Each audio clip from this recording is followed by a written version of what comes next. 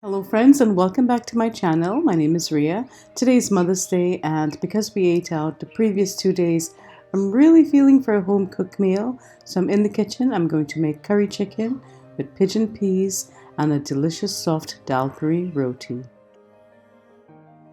This meal is inspired by my mom, who is one of the best Trini cooks that I know. I did pack up some of the leftovers and I sent it to her, and she said the flavors reminded her of the good old days and her mother's cooking. So if you're interested in seeing how this meal came together, join me in my kitchen and let's start cooking. The first thing I'm going to do is to break down a whole chicken, and this only takes about 2 to 3 minutes once you get used to it. I know I promised a full video and that will come soon. I will leave the link below once that's ready. The whole idea is to just cut the chicken up into 1 to 2 inch pieces or large enough for a curry or stew. I like using a whole chicken and cutting it up into smaller pieces because number one, the price per pound is much cheaper than if you were to buy chicken pieces. Also with a whole chicken, everyone can get their favorite parts, whether you like the wing, the bone, the neck, the breast, or the thigh. It's all available in a whole chicken. You can also clean it to your liking, removing the skin and excess fat. And contrary to popular belief, it only takes about 2 to 3 minutes max to cut it into pieces. You can use a whole cut up chicken in curries, stews, pilaus, and soups. I've placed the chicken in a bowl and I'm going to add about a half cup of vinegar and allow it to soak for about 15 minutes, and then we'll start rinsing. I have 13 ounces of green pigeon peas, gandules verdes, and I'm going to rinse it. And you can find this in the freezer section of your local supermarket. I'll add the peas in and cook for only 10 to 15 minutes. We'll boil the peas to remove the casa taste, and then we'll drain it. In this bowl of a stand mixer, I have 4 cups of all-purpose flour, 2 teaspoons baking powder, 2 teaspoons brown sugar, 1 teaspoon Himalayan salt. We'll mix on low speed to combine. We'll gradually add the warm water, lukewarm water, and we'll mix to combine. Level 2.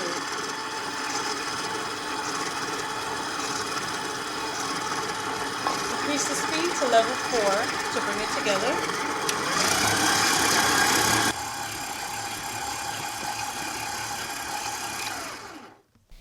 And we'll knead for a couple of minutes on level 2. Now I'll place oil on the surface of the dough and allow it to sit until we're ready for the next step, which would be making the loyas. Next, I'll clean the chicken. These have been boiling for about 15 minutes. The timer has gone off, and we'll take off the stove.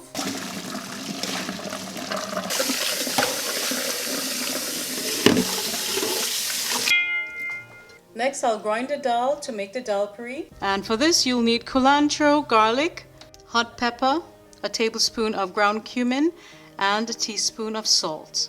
The boiled dal is not hot, it's room temperature, and it's grainy, which is good. I'll add a cup to the food processor, and I'll pulse. I still feel a little bit of grain, so I'm going to return it and pulse it again. I'm going to add in a few pieces of the culantro for flavor, garlic clove, and a piece of the hot pepper that I did not cut, but we can break it. And I'll process again for a minute or 2. And this is done now. I'll repeat with the remaining dal and seasonings, and then we'll cook it.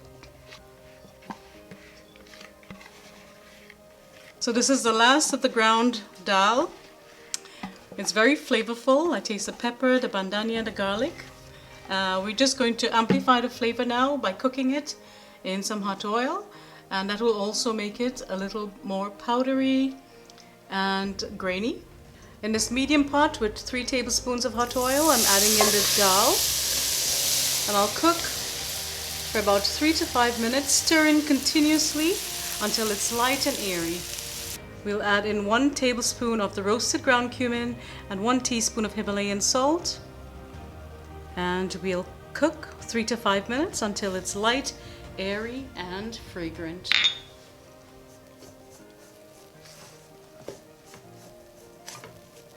I'm going to cook stirring this, and I'll see you back in a couple of minutes.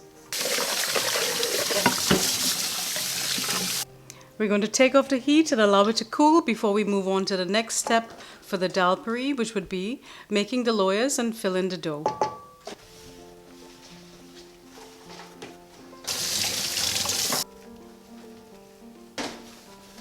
Next we'll season the chicken. The chicken is nice and clean. I'll add 1 tablespoon of salt, 1 teaspoon of freshly ground black pepper,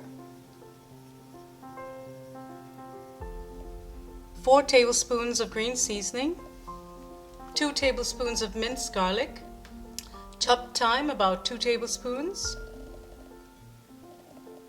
1 tomato chopped,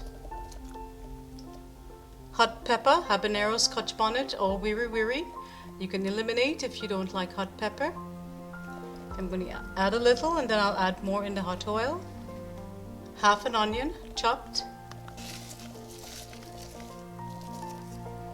Now we'll stir well to combine.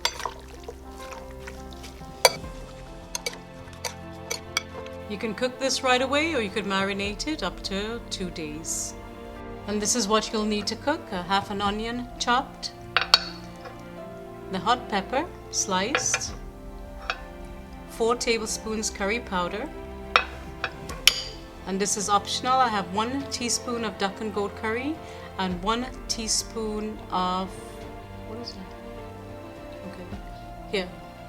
And this is optional. I have 1 teaspoon of duck and goat curry powder and 1 teaspoon of achar masala, 2 tablespoons of green seasoning, a couple of leaves of bandhania, also known as culantro, chopped for finishing, and the peas that we boiled and drained.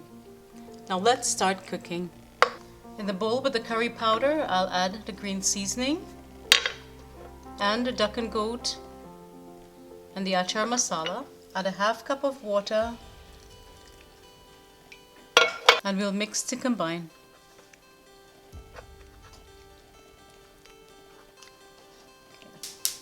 In this medium-sized pot over high heat, I'll add some oil. We'll add about 4 tablespoons of oil, a sliced onion. We'll add in the hot pepper, and we'll cook until the edges are golden brown. At this point, you can add whole grain cumin, like we're adding. This is totally optional. Curry leaves or fenugreek. It smells really, really fragrant. Next, we'll add in the curry paste that we made. And my daughter is helping. And we'll stir.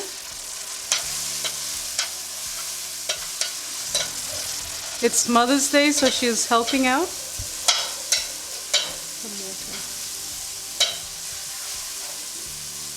Okay. The husband is now adding some water.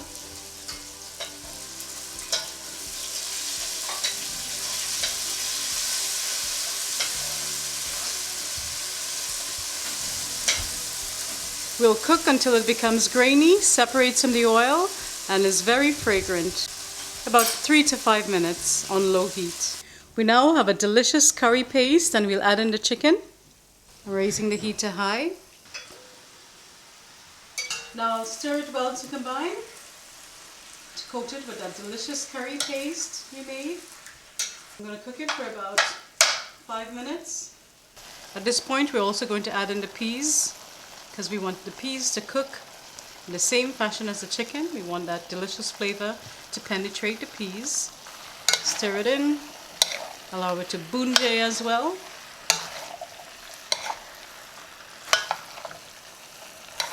We did not cook it too long in the beginning because we wanted to cook with the chicken for maximum flavor. Adding this peas any later than this would not result in maximum flavor in the peas. It will not fully incorporate. Alright, I'm going to cover the pot and allow it to cook, release its juices, and I'll check it every 5 to 10 minutes.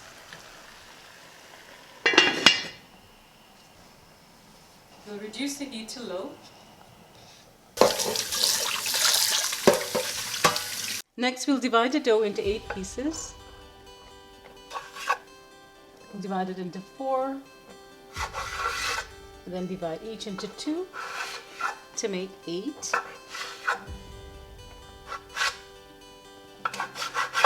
And, oops, that's not good. Then we'll take each piece, break it off, roll it up to the top, squeeze, pinch, and rotate. That's it, number 1. I'll repeat with the remaining dough. As you can see, it's still nice and soft. That's it, we're done. We'll move on to the next step.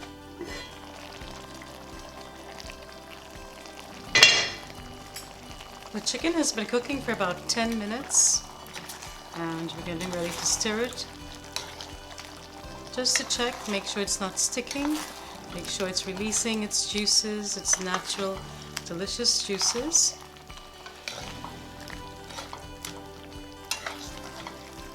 And we'll return the cover and continue to cook again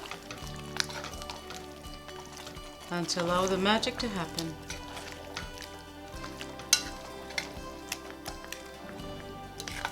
The heat is still on low. You want to cook it low and slow. Now we're ready to fill the dough. We'll flatten it into a small disc. Put it in the palm of your hands. Add a little bit of flour so that it doesn't stick. I'm going to try using this. Let's see how successful it is. It's no different than using a spoon. And because this is not pasty, that's just not going to work. So I have pushed it in. I'm going to add a little more to the center to challenge myself and stress myself out. I'm going to make it meet at the top. I'm going to pinch to meet at the top very carefully. If you don't seal it properly at this point, it's going to burst during the cooking and the rolling out process. Right, pinch to seal, rotate, squeeze by any means necessary. Get it done correctly.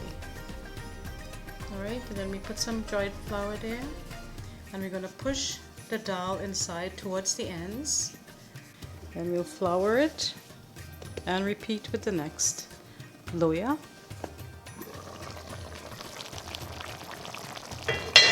While I'm wrapping the dough, my daughter is checking the chicken. It smells delicious. We'll cover and continue to cook. The chicken has been cooking for about 20 or 30 minutes. I just added a cup or 2 of water, and I'm going to continue to cook it for another 15 minutes. I've tasted it and it needs some salt, so I'll add a teaspoon of salt and I'll continue to cook. I've only made 6 loyas, saving 2 loyas and the ground seasoned dal for another day, and now I'll start cooking. I'll roll out the dough, spin. For more detailed recipe, check my original Dhalpuri video.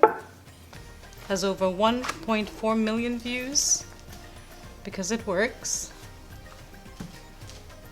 This is just a refresher. Our tawa is very hot. I'll oil the tawa. Use vegetable oil. Place it over your hand and lift up. Place it gently on the tawa. Straighten it. Trying not to break it. The first one is always very imperfect, but imperfection is beauty. As Marilyn Monroe said, imperfection is beauty, madness is genius. Now I'm going to turn it. I took the fire off because it was too hot and smoking. Now we'll flip. We'll oil the other side.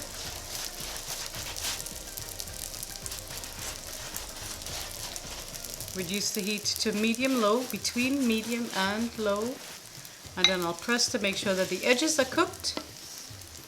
And we have a Dhalpuri Roti. So simple. Just takes all day. You could cook it as dark or as light as you like it. We like it with a little bit of color. Flip. And that's it. Dhalpuri Roti. I'm going to repeat with the next loya. And we're done. No, we have 5 more.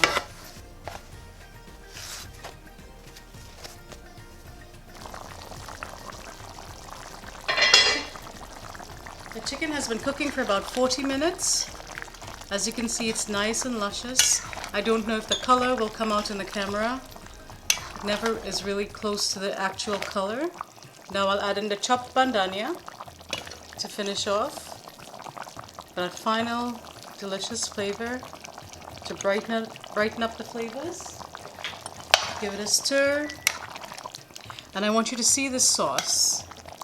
Look at this delicious sauce. It's thick, it's rich, it's luxurious.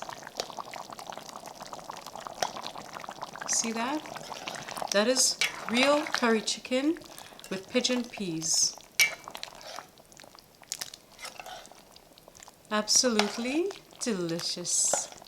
You could taste again, make sure it has enough salt for you and add more if you like. But that's all it needs at this point. I'm gonna give it a taste. Exceptionally good. There's a hint of spiciness.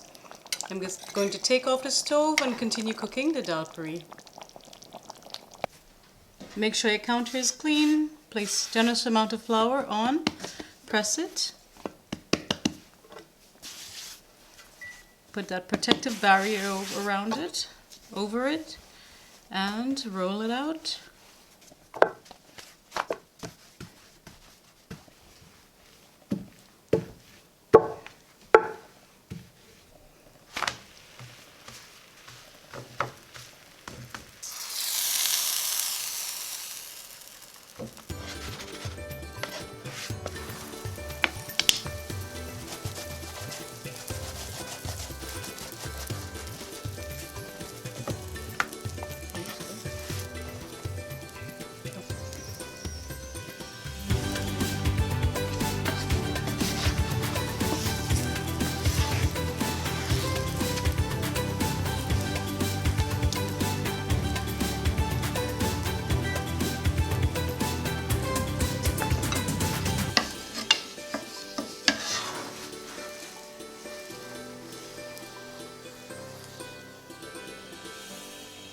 As you can see, it's beautiful and soft.